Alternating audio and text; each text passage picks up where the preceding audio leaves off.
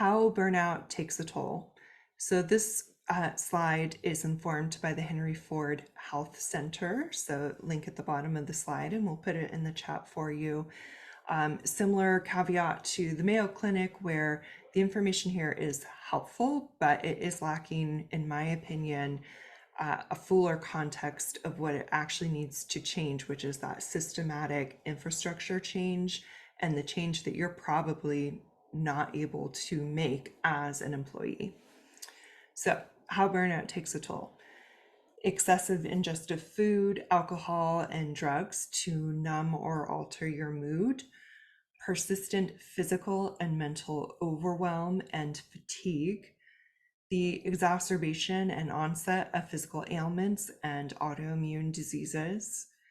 The increase or onset of chronic pain issues or other physical disabilities. Anxiety, panic attacks, moodiness, and irritability, and a re-triggering of past trauma and or the formation of new trauma. Given the intense amount of stress from putting too much work on you, given the long and sustained periods of that stress, given the lack of resources, support, or even acknowledgement of the situation and that burden of stress. And on top of that, any of the other sort of gaslighting or emotional manipulation happening to get you to do that work perpetually. All of that compounding is having an effect on your body. It's having an effect on your brain, your mental and emotional well-being as well. And while our bodies and brains can undergo quite a bit, at some point when you are in this type of situation, you can only take it on for so long before your body and brain will start to attempt to shut you down. And what I mean by that, and with my own personal experience to share with you here, is that your body will try and shut you down to help you survive. And what that looked like for me was the onset of chronic pain issues that got so bad that I was in pain, severe 9 to 10 levels of pain almost every day. And with that caused even further anxiety and depression with experiencing chronic pain on top of chronic stress. It got to the point where I was so overwhelmed and so stressed that it was hard for me to even know how I felt. Like the feelings themselves were numb. And so when I started experiencing extreme panic attacks, they were seemingly about nothing. I would all of a sudden get a panic attack and wonder like nothing had happened, nothing was said. It seemed like such a mystery, but it was really just my body and mind reaching a point of such overwhelm and such sustained pain that it was giving me a panic attack to try and shut me down so that I could rest and rejuvenate. And with all of this, with the depression, with the pain, it just will continue to compound for you until something changes. And if that doesn't come soon enough, your body and mind is going to start making those decisions and changes for you without you realizing. So if you've experienced any of this, or have started to experience and have wondered what the heck is going on, I'm just a little stressed, that is what is happening here. Stress can cause all of these things for our bodies and our minds. So it's important to pay attention to that happening.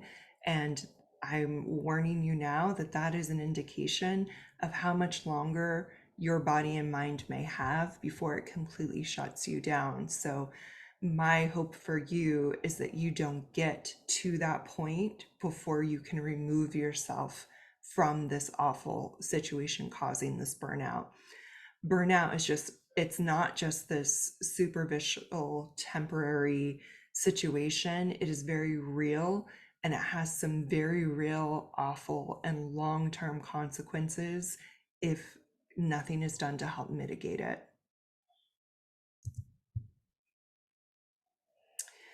To continue, you will also feel inability to make decisions in any setting, not just work.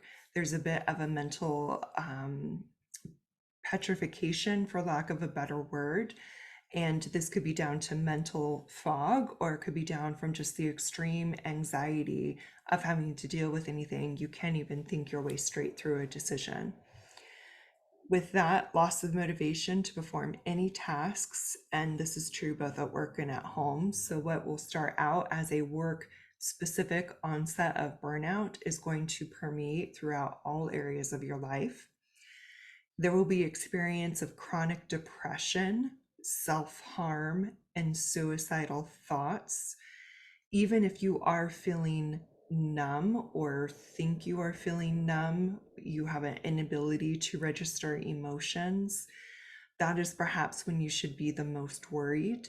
And that for me was when the onset of the self harm and suicidal thoughts came into play. So do please pay attention to that and realize how serious that can be, even if you think you're just stressed, or even if you don't think you're feeling much of anything. With this, and of course, as is true for depression in general, withdrawing from support systems, canceling plans, and being resistant to therapeutic work are all symptoms of this getting to a urgent level of threat for how your body and mind are doing. For me specifically, even though mental health therapy can be such a great tool, the work that has to go into it, especially when you're in this awful place already, it can be hard to feel like you have any energy left to even feel these emotions or feel this burnout even more. So, when you perhaps need therapy the most is when it is the hardest to actually go out and get for yourself. And sleep deprivation, insomnia, nightmares, or excessive sleep, but without achieving any full rest. So, as you can see, burnout is quite serious and can get to a point where it can have permanent detrimental effects